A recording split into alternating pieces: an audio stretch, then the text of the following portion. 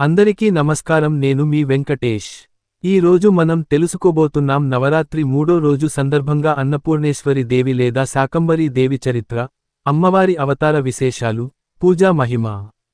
అన్నపూర్ణేశ్వరి అమ్మవారు భగవతి పార్వతీదేవి యొక్క అవతారం. అన్నపూర్ణ అంటే అన్నంతో నిండినది. ఆమె కరోనా వలన ఎవరి ఇల్లులోనూ ఆకలి ఉండదు. ఒకసారి శివుడు పార్వతీదేవితో అన్నారు, ఈ జగత్తు అన్నమయమే. అన్నం ఒక మాయ. చివరికి అన్నీ శూన్యం అవుతాయి. అప్పుడు పార్వతీదేవి ఆలోచించారు. శివుడు అన్నం మాయ అన్నారు, కాని ఆహారం లేకుండా జీవులు ఎలా జీవిస్తారు? అలా ఆలోచించి పార్వతీదేవి అన్నపూర్ణేశ్వరి రూపంలో అవతరించారు.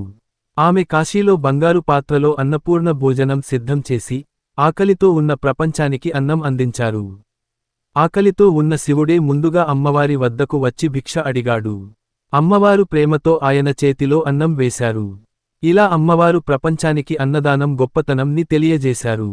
ప్రపంచంలోని ఎక్కడా కూడా లేనటువంటి గొప్పతనం మన హిందూ ధర్మాలతో ఉంటుంది. అంతేకాదు మన హిందూ ధర్మాలలో ప్రతి పండగ కదా అనేకమంది పాల్గొని అనేకమందికి దానధర్మాలు మరియు అన్నదానము చేస్తారు. మనం తినే అన్నాన్ని కూడా భగవత్ స్వరూపంగా చూడగలదే ఒకే ఒక ధర్మం హిందూ ధర్మం. మన కంటికి కనిపించే ప్రతి వస్తువు భగవస్వరూపంగా మరియు ఎంతో పవిత్రంగా చూడగలిగిన ఒకే ఒక ధర్మం హిందూ ధర్మం. అన్నపూర్ణేశ్వరి అమ్మవారిని పూజించడం వలన ఇంట్లో ఎప్పుడూ అన్నపూర్ణ సమృద్ధి ఉంటుంది. ఆకలి బాధలు తొలగుతాయి. కుటుంబంలో శాంతి, ఐక్యత ఉంటుంది. దానం, కరుణ, భక్తి పెరుగుతాయి. ప్రత్యేకంగా కాశీ విశ్వనాథుడితో పాటు అమ్మవారి పూజ చేస్తే అనేక రెట్లు శుభఫలం లభిస్తుంది. మరి చూశారు కదా అన్నపూర్ణేశ్వరి అమ్మవారి చరిత్ర, అవతార విశేషాలు. రేపు మరో దేవి కథతో మీ ముందుకు వస్తాను.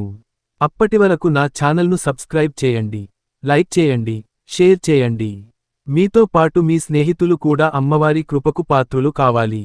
ధన్యవాదాలు. నేను మీ వెంకటేష్.